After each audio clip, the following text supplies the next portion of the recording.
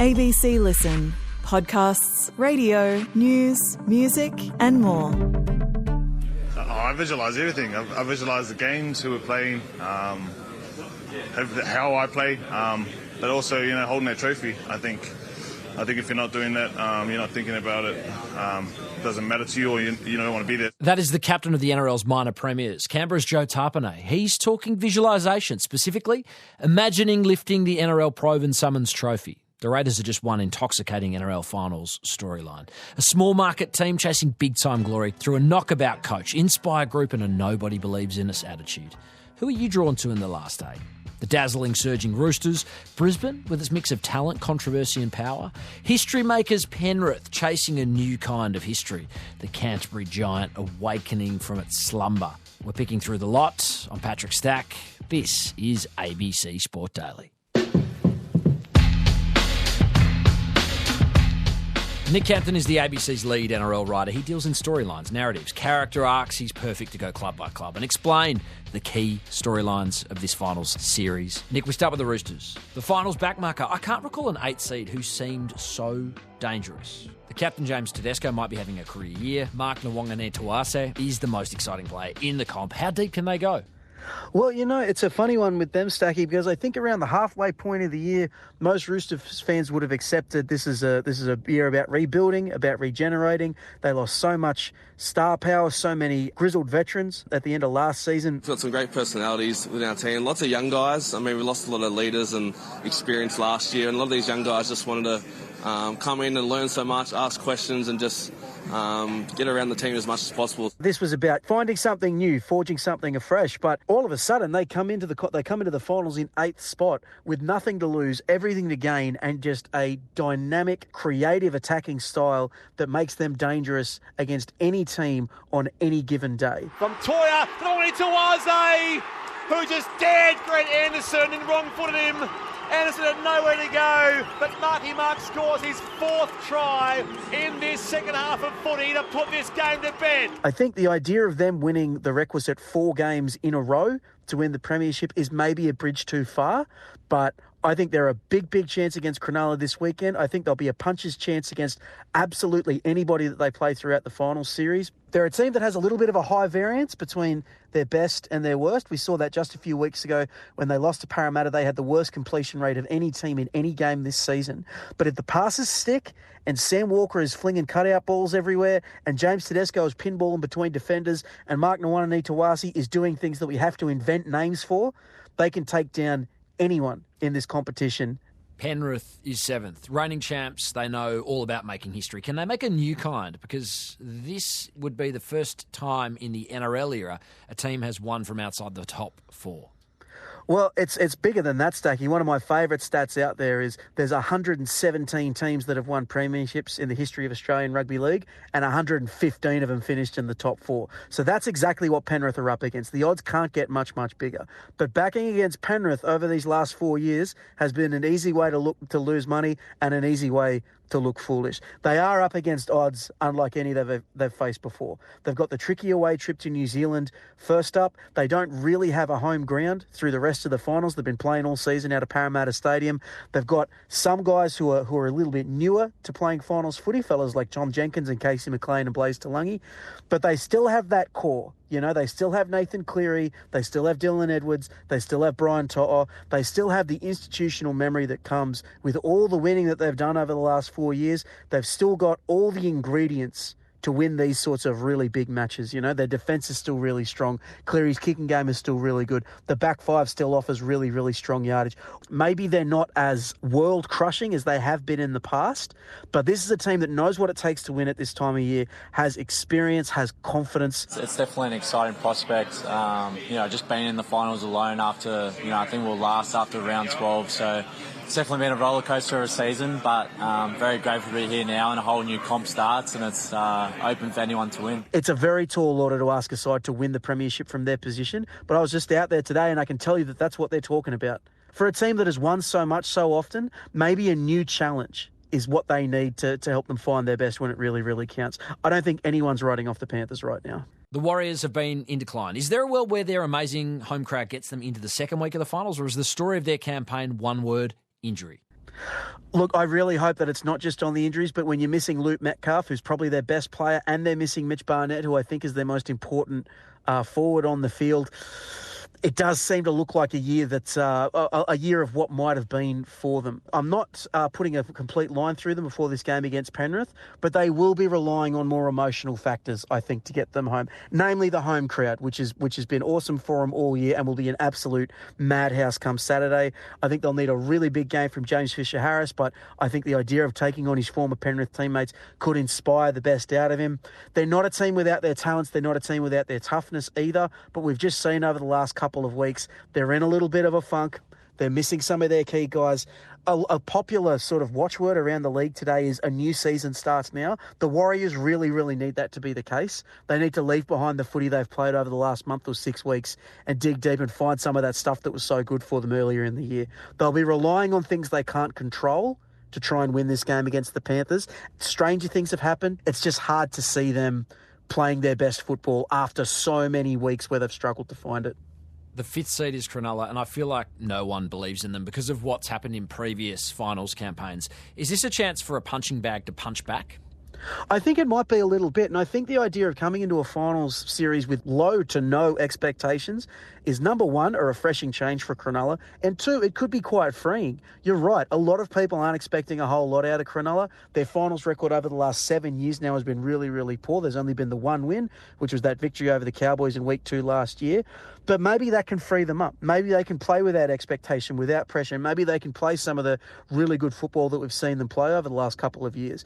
It's easy to say that game against Canterbury on the weekend, there was nothing for either team to play for. I can tell you that Canterbury were very, very pumped up for that one. Like they were treating that as a must-win match. And I think from the way Cronulla played, you can tell that they did too. Again, they go down the blind to Hines with a lovely pass. Right-hand side of the field to Katoa. Katoa back on the inside to Ramian. Try!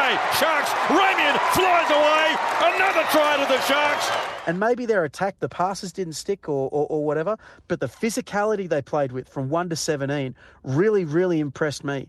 With Tom Hazelton and Sifa Talakai coming off the bench, they've got absolute diesel through the middle.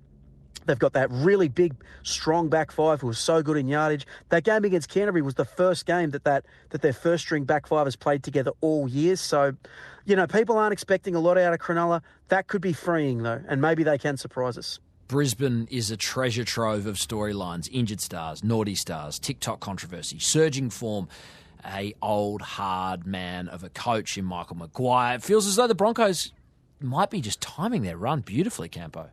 Yeah, absolutely. Like you mentioned, they've got all the ingredients that you would look for in a premiership side. And that win against Melbourne, I was really impressed with the sustained ferocity of the Broncos. Gives the ball, which is intercepted by Billy Walters. He hands it off to Karapani.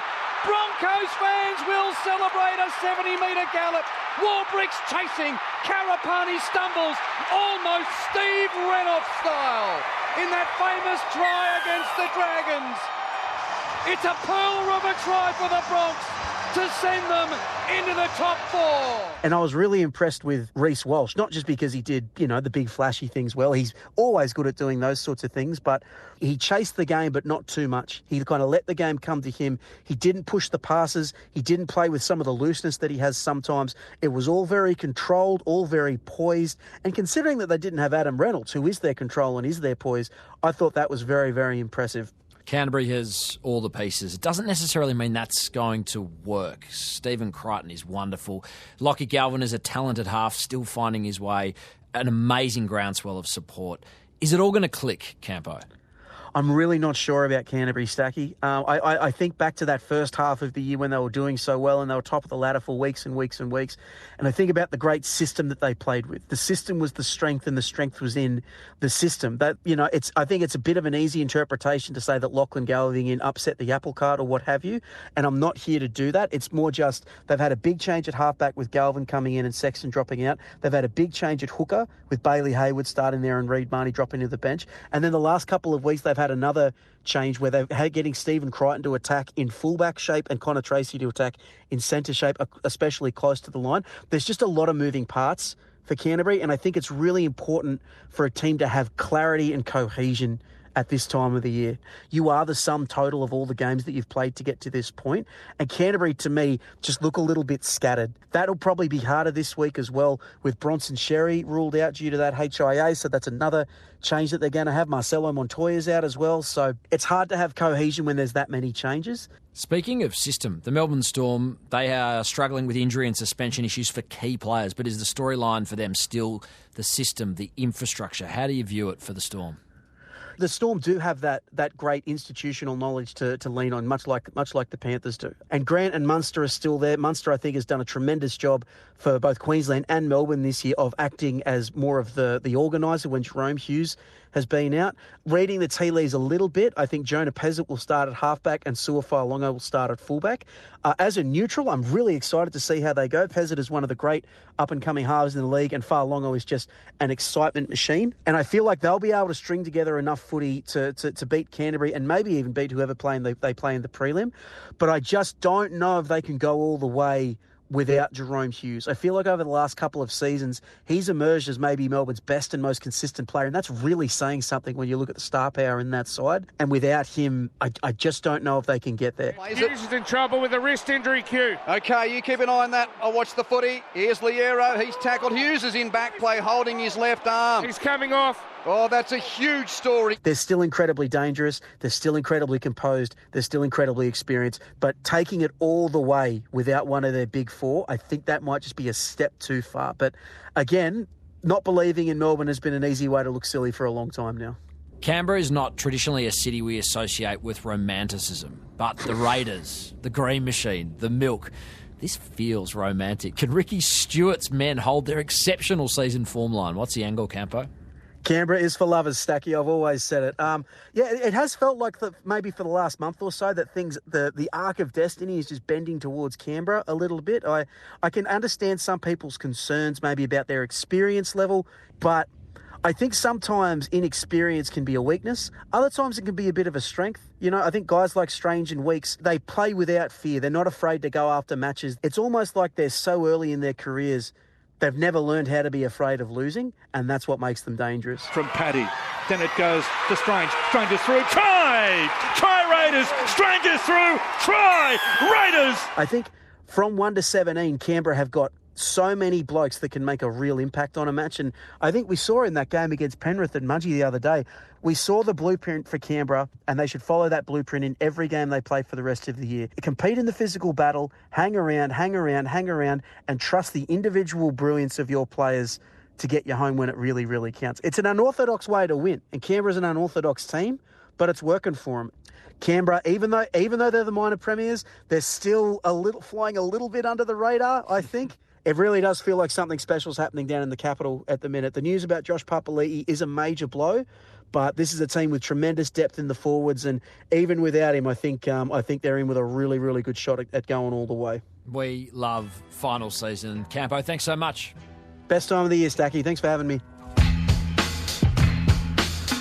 Headlines. While Hawthorn and Gold Coast are riding an elimination final win high, the vanquished are dealing with the fallout. For Greater Western Sydney, that includes Lekalia, indicating he wants to get to St Kilda for a full finals breakdown. Check out ABC AFL Daily. That's with Paul Roos on the ABC Listen app. Formula One. And the dreaded papaya rules appear to have favoured Lando Norris over Oscar Piastri again, this time at the Italian Grand Prix in Monza. How? Why? Stay with me. Norris endured a slow pit stop, which ensured the Australian moved into second place behind the eventual winner Max Verstappen. But McLaren orders were for Piastri to hand back the place to Lando, which meant the Brit reduced the Victorian's title lead rather than it growing. Here was the race radio reaction in the moment from Oscar. We said that a slow pit stop was part of racing, so I don't really get what's changed here. He's doing it. But he really went to do it, then I'll do it. Everyone played it down afterwards, but you wonder what might happen over the final 8 races if there are similar instances. Tennis. Carlos Alcaraz has won the US Open over Jannik Sinner in 4 sets. As the big two guns now split the 4 Grand Slams for the year 2-2, the Spaniard was utterly remarkable against the Italian, and he's rightfully world number 1. In the women's across the weekend, it was Aryna Sabalenka, who was too good for American Amanda Anisimova in 2 tight sets. I'm Patrick Stack. This is ABC Sport Daily, produced by Poppy Penny. Thanks to F1 for the extra audio used in this episode. Discover more great ABC podcasts, live radio and exclusives on the ABC Listen app.